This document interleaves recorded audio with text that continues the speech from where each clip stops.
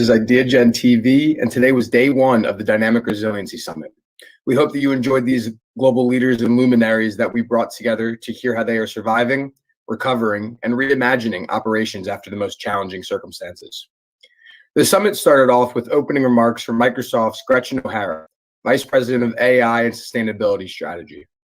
From there, we jumped into a power chat with Ashley Mills, the CEO of the Vision Council, as she spoke with Terrence Lackren, the Vision Council's Director of Partnerships and Program, as they discussed connection and character. An approach towards only focusing on what we can control really resulted in a really dynamic, empowered, and impactful organization at the Vision Council. Once we took away the things that we couldn't wish for or hope for, or the things that were a maybe, and we really focused and got that sense of clarity around, here is what we know, here is what we can control, this is what we're working on. I think it empowered our staff. I think it gave everyone a sense of security around, in a way, being able to control our own destiny. And that doesn't mean we've gone off on a tangent to get through COVID. It means that we've actually really clarified what's the most important work that we have to be doing. Following the Vision Council at 10:30 a.m. was Mohammed Yunus, the editor-in-chief at Gallup, discussing what the best do differently, basic concepts in dynamic resiliency. Hello and welcome to Ideagen TV. Today we are excited to have with us Mohammed Yunus, the editor-in-chief at Gallup, who will be discussing what the best do differently, the basic concepts in dynamic resiliency. Mohammed, welcome. Thanks. I thought I'd really split my talk into two parts. First, I want to just go through, in terms of dynamic resilience, what it felt like for us as we were striving for it at Gallup over the past year of 2020. And then I want to use the second half of my talk to really demonstrate how best actually do in situations that demand dynamic resiliency, whether it's a corporation, a nonprofit, an organization of 5 people or 50,000 people. Our sciences over the past several decades have shown that there are very basic things, but really critical things that organizations that are able. After Mohammed, we heard from the Mr. Counselor for Digital Economy Policies at the delegation of the European Union, Peter Fatzelnig, as he spoke with Ideagen CEO George Safakis on a resilient EU-US partnership. You will be pleased to hear that, in fact, the new Commission, the new European Commission, has just a few days ago launched a new initiative to look into the future of work. We have been doing so for years. We have also a wide range of programs which support that. But we want to look now, what did we learn over the last 12 months? How did that change our previous policy, or how should it change our previous policy on the future of work? At 11:05, we heard a fascinating power panel led by Dr. Peggy Polonis, the president of ACS Athens, on the importance of teaching AI, technology, and conscious citizenship to our youth. And welcome to Ideagen TV. Today we have a fascinating power panel, and I will now introduce them on. First is Peggy Polonis, the president of the American Community Schools of Athens. As an educator and a psychologist, what do you consider to be your most important role in schools, and how do you believe resiliency can be taught? I had the opportunity to train with some very noteworthy people in the field. Among them was a well-known psychotherapist. Her name was Virginia Satir, and she was a woman who at the time penetrated the then male-dominated field of psychology and created her own well-accepted theories about human behavior. And she told me at the time something that I never forgot. She said that always remember that people like us who are psychologists or educators are in the business of people making. So I think this is my most important role. Following this power panel, we heard from the chair of board of directors for AARP, Annette Frankie, as she gave an inspiring power talk titled Coming Together in the Face of Crisis. Thank you, Ideagen, for this opportunity and for all of your work in bringing people together to learn from each other and to tackle tough problems. At this very difficult time in so many ways for the country we love, we know that collaborating and building bridges for the common good becomes even more important. Ideagen is a force for constructive dialogue that we urgently need. Last month, I was jogging near my home before 7 a.m. when I noticed a very unusual sight in that area for that time of day. I saw a long line of cars on the road, and I soon found out the reason. The people inside those cars were waiting to get cash cards that a supermarket was giving away. We have also witnessed very long lines of older adults in my home state of Florida waiting for vaccines against COVID. At 12 p.m., you heard our keynote speaker, Tony Towns-Whitley, the president of U.S. Regulated Industries at Microsoft, as she sat down with Ideagen founder and CEO George Safakis, talking about doing business with a purpose-driven mission for societal impact. You know, it's interesting when we think about this. We've been talking about resiliency for the last 10 months, and we've sort of almost decomposed it to talk about resiliency, leadership resiliency, mission resiliency, this idea that the mission has continuity. And as you talk about tech resiliency, the underlying tech is there. And when you start to bring these together, they create, if you will, a much stronger fabric for social resiliency, for our societal issues to be addressed with that grit and that grace that's needed, if you will, to keep moving forward. How does that help a company? Well, we feel particularly that it's helped our brand.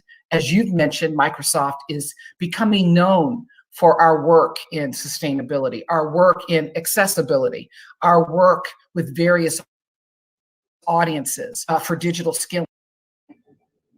Following Tony Towns, we heard from Dr. Siddhant Gupta of Microsoft speaking with Nick Villar from Microsoft about elevating humankind through technology, how Nick Villar of Microsoft is applying AI to humanitarian problems.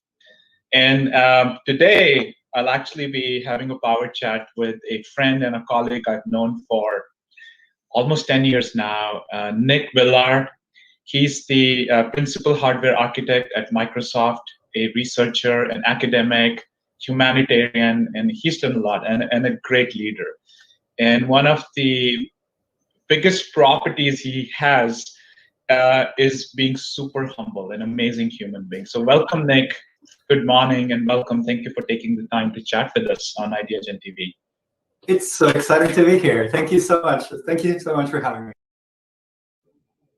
Following our power chat with Siddhant and Nick, we had Ideagen's Chairman Emeritus, Dr. Kenneth Mortsugu, also the former United States Surgeon General, as he spoke about the importance of community, COVID-19, and the current global circumstances. Welcome to Ideagen TV. Today we are ecstatic, thrilled, and honored to have with us the Chairman Emeritus, the former United States Surgeon General, Dr. Kenneth Mortsugu. Ken, welcome. Thank you, George. It's really a privilege to be here with you. Ken, it's our privilege to have you here with us today, and what an interesting year. Without a doubt. Without a doubt. Without a doubt. Without a doubt. But, you know, the 2021 is upon us, and I'd like to ask you, Ken, why is effective leadership so vital, especially as we close out 2020 and begin 2021, the most challenging years perhaps in human history?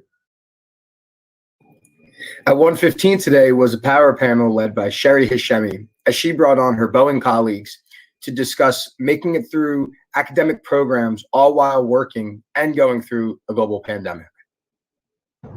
Hello and welcome to Ideagen TV. Today, we are thrilled and honored to welcome Sherry Hashemi, the Integrated Product Team Lead at Boeing, with her incredible power panel that she has for us today. So with that, Sherry, welcome.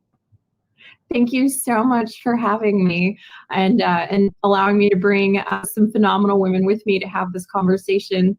And I have Dr. Alamdari and Danita with me. Hello. And if you'd like to introduce. I am Fariba Alamdari. I am a former vice president at Boeing. Most of my tenure at Boeing was vice president of marketing strategy. I joined Boeing in 2006. Following the Boeing Power Panel was a fascinating power talk with BJ Moore and Dr. Rod Hochman from Providence Health titled Resiliency for Healthcare Workers on Front Lines. Hello and welcome to Ideagen TV, powered by Azure, presented globally by Microsoft.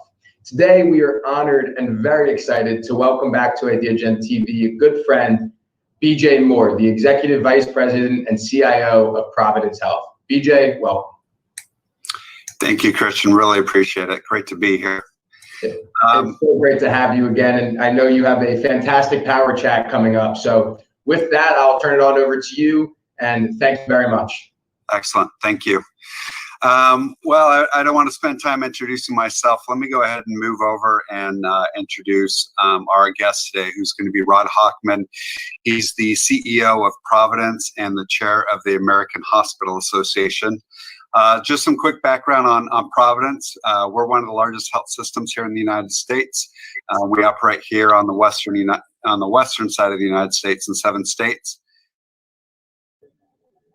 Next, we moved into discussing education and the future of pre-college with Summer Discovery's Esteban Olivares as he led a power panel.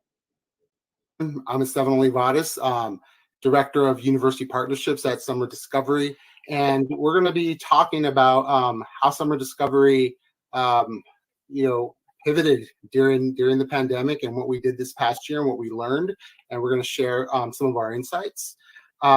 So Hallie and Michael, if you want to introduce yourselves and tell us who you are and what you do. Sure, I'm Hallie Campbell. As he mentioned, I'm our relationship manager here at Summer Discovery for our school partners and associations that we're involved with. And I also have the pleasure of directing our London program over the summer. Hi, everyone. This is Michael speaking from South China. I'm the China Country Director for Summer Discovery. I joined the company for almost 2 years by now. Before that, I have about 10 years experience in international education, recruiting students from China area and send them to places like the US, the UK, and Australia. So I'm really glad that I'm here today. As we began to wrap up the day, we heard again from Sherry Hashimi from Boeing, Kim Smith from IBM, and Sharu Jain from Alaska Airlines discussing women in STEM and how they did not quit. Hey, Ideagen, thank you so much for having us today. I'm so excited to have this conversation with Kim and Sharu as part of the Dynamic Resiliency Summit. Charu Jain, I'm Senior Vice President of Merchandising and Innovation at Alaska Airlines. And I'm Kimberly Smith. I am a Global Vice President at IBM, focused on our cloud innovation services. Excellent. So both of you as executive leadership is phenomenal.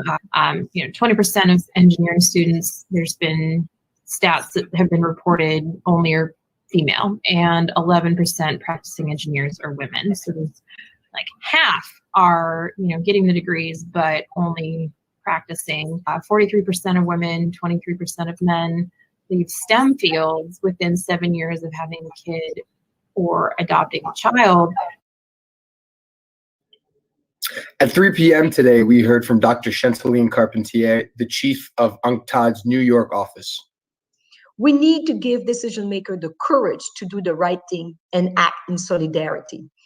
We can't win the war against COVID-19 unless everyone has access to the vaccine, or on climate change and biodiversity loss, unless developing countries have access to innovation, frontier technology to foster green, blue, orange, which is the creative economy, and other innovation, especially in economic and finance system. Finally, to close out the day, we heard from Dr. Akhtar Badash, the former head of corporate philanthropy for Microsoft and the author of A Purpose Mindset. We have, in the corporate environment,